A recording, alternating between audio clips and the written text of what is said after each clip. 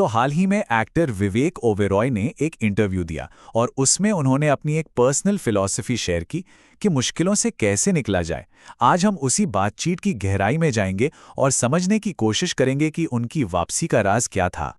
शुरुआत करते हैं एक ऐसे डायलॉग से जो शायद सबको याद होगा, उनकी एक बहुत फेमस अडल्ट कॉमेडी फिल्म का। हाँ, सुनने में थोड़ा अजीब लग सकता है, पर यकीन मानिए ये जरूरी है। और बस यहीं से विवेक ओबेरॉय के करियर का सबसे बड़ा पैराडॉक्स, मतलब विरोधाभास, सामने आता है।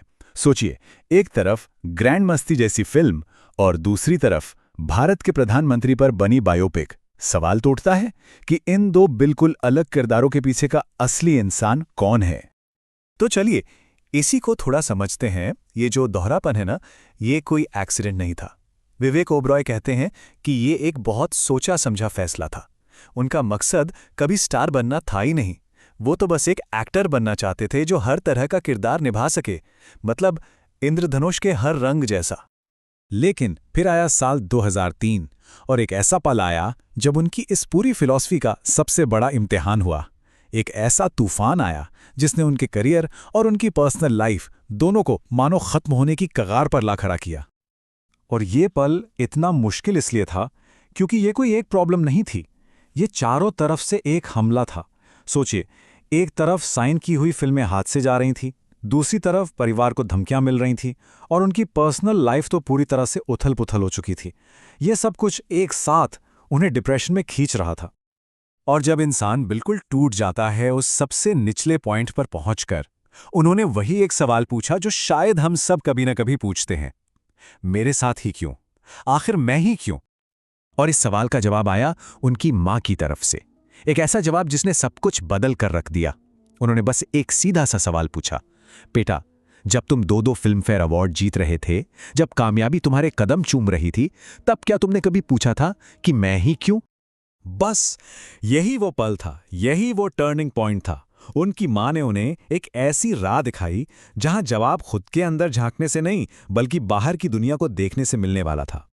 वो उन्हें लेकर गईं एक लोकल हॉस्पिटल के पीडियाट्रिक कैंसर विंग में, मतलब बच्चों के कैंसर वार्ड में। एक ऐसी जगह जहां दर्द और तकलीफ तो थी, पर वहीं उन्हें एक ऐसी खुशी और मकसद मिला जिसकी उन्होंने कल्पना भी नहीं की थी। वहां जाकर उन्हें पहला बड़ा रियलाइजेशन हुआ। एक तरफ उनकी अपनी परेशानियां थीं, फिल्में हाथ से जाना, पब्लिक में बेइज्जती, दिल टूटना, और दूसरी तरफ उन बच्चों की तकलीफें थीं जो ल्यूकेमिया जैसी बीमारी से जूझ रहे थे, हर पल दर्द में थे और अपनी जिंदगी की लड़ाई लड़ रहे थे।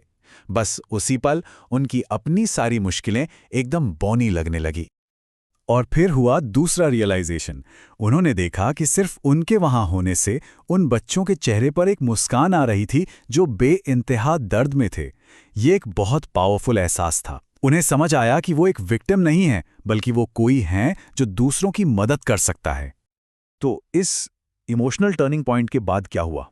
यहीं से उन्होंने एक बहुत ही प्रैक्टिकल, एक इंटेलेक्चुअल फ्रेमवर्क तैयार किया, एक ऐसा ढांचा जो वो आज भी अपने फैसले लेने के लिए इस्तेमाल करते हैं। और ये पूरी तरह से प्राचीन संस्कृत सिद्धांतों पर आधारित है। इस फ्रेमवर्क का एक बहुत ही दिलचस्प हिस्सा है नेति नेति। ये एक संस्कृत शब्द है जिसका मतलब है ये नहीं वो नहीं, मतलब सच तक पहुंचने के लिए जो कुछ भी गैर जरूरी है उसे हटाते जाना। तो ये पूरा फ्रेमवर्क 4 कदमों में काम करता है। स्टेप 1 है विवेक, मतलब अपने अंदर की आवाज से पूछना कि क्या ये रास्ता मेरे लिए सही है। स्टेप 2 है विचार, यानी उस रास्ते पर चलने के जितने भी तरीके हो सकते हैं उन सब के बारे में सोचना। स्टेप 3 है नीति नेति, यानी सारे फालतू के ऑप्शंस और कंफ्यूजन को हटा देना जब तक सिर्फ सबसे सही रास्ता ना बच जाए। और आखिर में स्टेप 4 है वैराग्य, मतलब अब बस उस काम में डूब जाओ, नतीजे की चिंता छोड़ो और प्रोसेस को एंजॉय करो। और ये जो फिलॉसफी है ना, इसका एक और बड़ा हिस्सा है कंट्रोल को छोड़ देना। इसको समझाने के लिए उन्होंने एक बहुत प्यारी सी कहानी सुनाई। कहानी कुछ यूं है कि एक टॉफी की दुकान में एक छोटी सी बच्ची थी।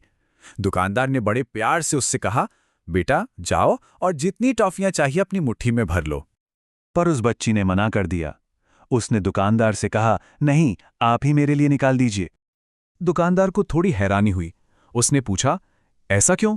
बच्ची ने जवाब दिया, क्योंकि मेरा हाथ तो छोटा सा है, आपका हाथ बड़ा है। कितनी गहरी बात है। इस कहानी का सार यही है कि हम अक्सर अपनी छोटी छोटी मांगों से खुद को सीमित कर लेते हैं, लेकिन जब हम भरोसा करते हैं किसी बड़ी शक्ति पर, एक बड़ी योजना पर, तो हमें उससे कहीं ज्यादा मिलता है जितना हम अपने छोटे हाथों से कभी मांग सकते थे। तो आखिर में ये पूरी फिलॉसफी, ये पूरी कहानी एक बहुत ही सिंपल लेकिन बहुत गहरे सवाल पर आकर खत्म होती है। एक ऐसा चुनाव जो हम सब हर रोज करते हैं। उनके मुताबिक इस दुनिया में सिर्फ दो ही तरह के लोग हैं, एक जिन्हें मदद चाहिए और दूसरे जो मदद कर सकते हैं। और इसका दौलत, शोहरत या ओहदे से कोई लेना देना नहीं है। ये कितनी पावरफुल सोच है। उस मुश्किल दौर से निकलने के बाद विवेक को यह एहसास हुआ कि दुनिया की सबसे बड़ी नेमत है मदद करने वालों की कैटेगरी में होना।